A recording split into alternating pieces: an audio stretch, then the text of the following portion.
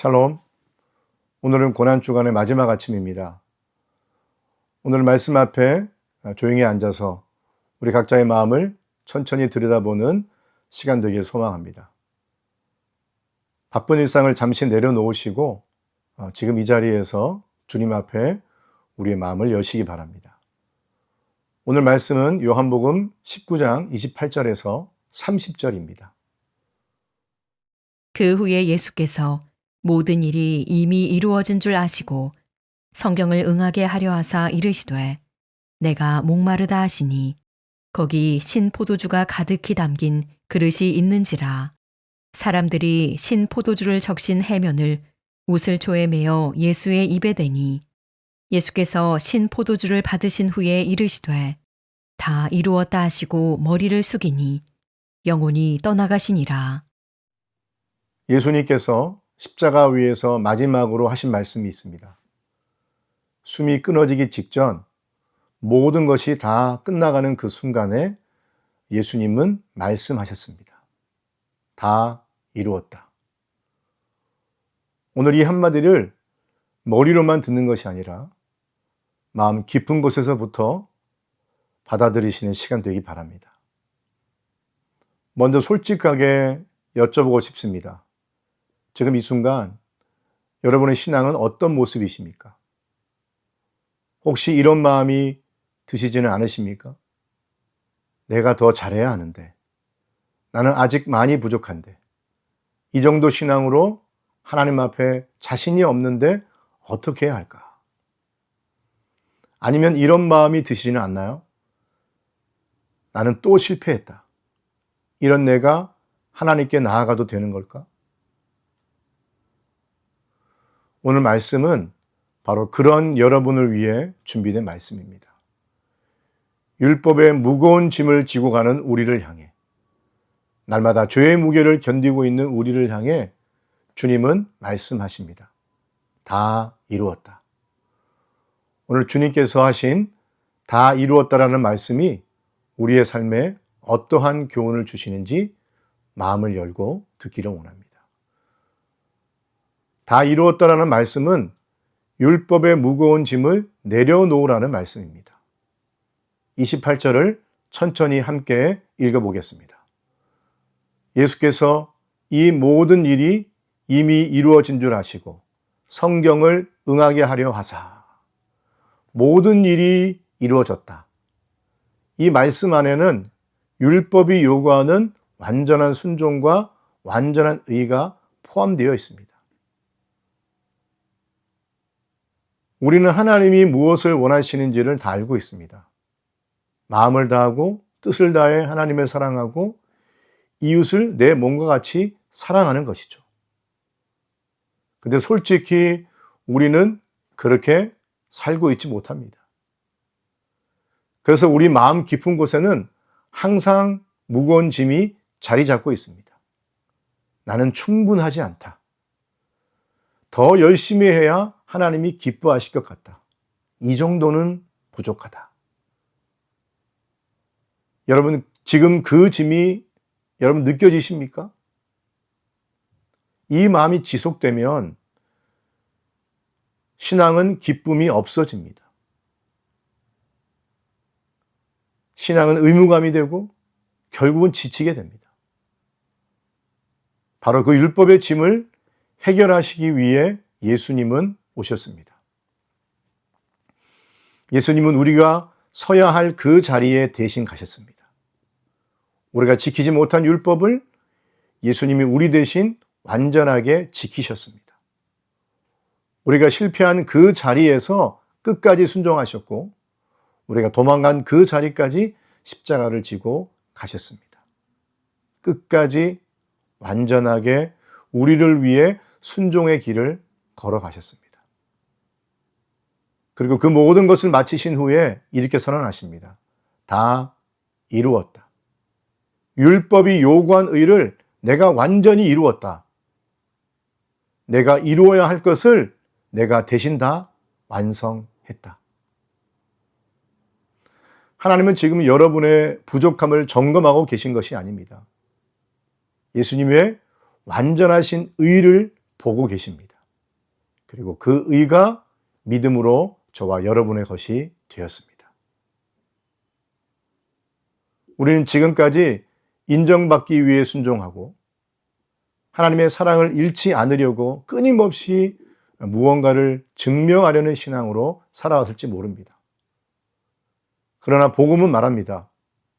이미 받아들여졌기 때문에 기쁨으로 순종하는 것이다.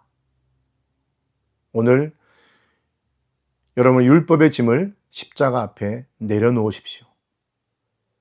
내가 이루어야 한다는 그 무겁고 지친 짐을 예수님의 다 이루었다 앞에 조용히 내려놓으시기 바랍니다.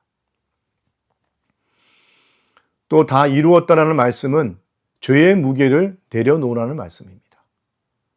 30절 말씀입니다. 예수께서 신포도주를 받으신 후에 이르시되 다 이루었다 하시고. 여러분, 이 선언은 죄의 문제에 대한 완전하고 최종적인 해결의 선언이기도 합니다. 지금 이 순간 솔직하게 자신의 마음을 들여다보십시오. 마음 깊은 곳에 죄에 대한 무거운 짐이 있으십니까? 반복되는 죄 앞에 나는 왜 매번 이렇게 실패하는 걸까라고 스스로 정죄하고 계시지는 않으십니까? 혹시 또 이런 마음이 있으십니까? 하나님은 나의 죄를 용서하셨다고 하는데 나는 아직도 내 자신을 용서할 수가 없다. 여러분, 그 마음을 숨기지 않으셔도 됩니다. 오늘 이 자리에서 그 무거운 짐을 조용히 내려놓으시기 바랍니다. 십자가에서 일어난 일이 바로 이것입니다. 우리가 받아야 할 형벌을 예수님이 받으셨고, 우리가 감당해야 할 저주를 예수님이 지셨고, 우리가 치러야 할 죄값을 예수님이 대신 지불하셨습니다. 단 하나도 남김없이 완전하고 충분하게 지불하셨습니다. 루터는 이렇게 고백합니다.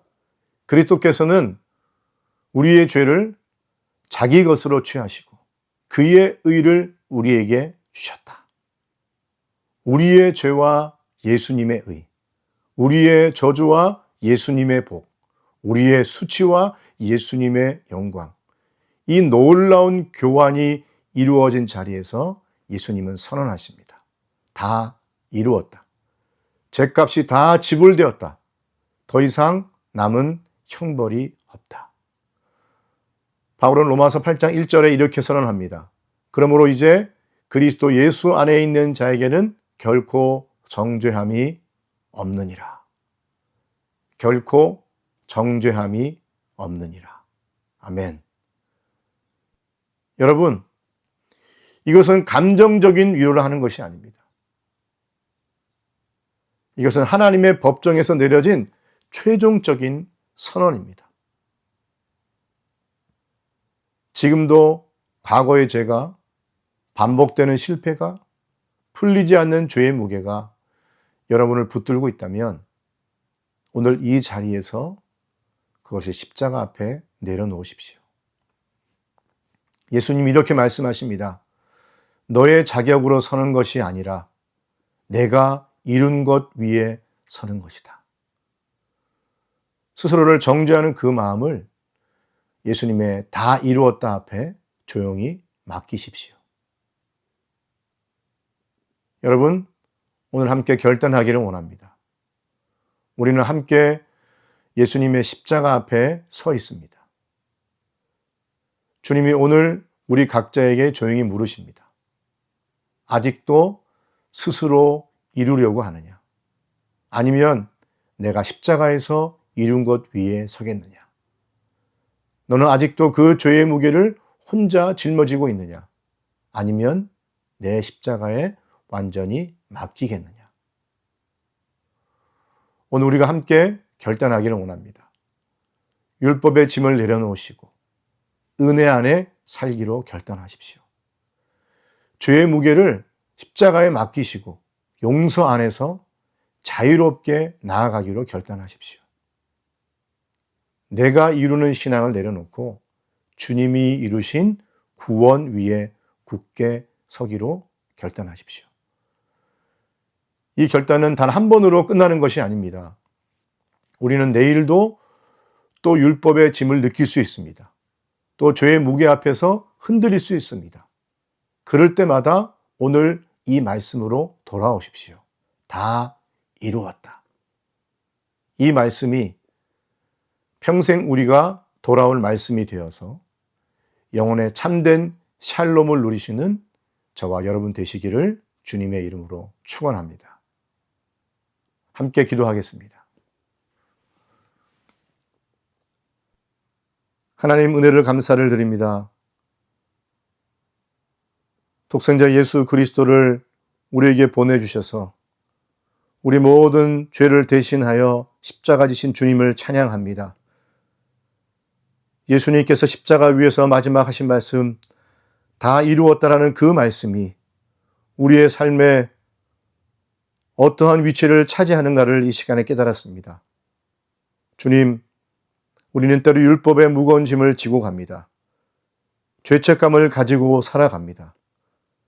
그러나 다 이루었다라는 그 말씀 안에 예수님께서 율법의 모든 것들을 이루심을 우리가 믿습니다.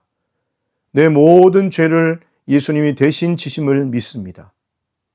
이제 이후로 우리가 율법의 무거운 짐을 내려놓고 기쁨으로 주님의 말씀을 순종하는 백성이 되게 해 주시옵소서. 죄책감을 내려놓고 용서 안에서 자유함을 누리는 삶을 살게 하여 주시옵소서.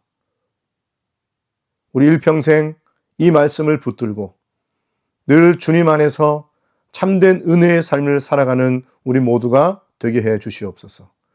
예수님의 이름으로 기도드립니다. 아멘. 여러분 감사합니다. 고난주간 아침 묵상 5일 동안 여러분이 함께 나누었던 말씀을 기억하시고 이 말씀이 우리가 고난주간에만 기억해야 할 말씀이 아니라 우리가 일평생 동안 붙들고 살아야 할 귀한 말씀입니다. 이 말씀 가운데 사심으로 날마다 주님과 연합하시는 우리 모든 오시 우리 교회 성도들이 되시기를 주님의 이름으로 축원합니다. 감사합니다.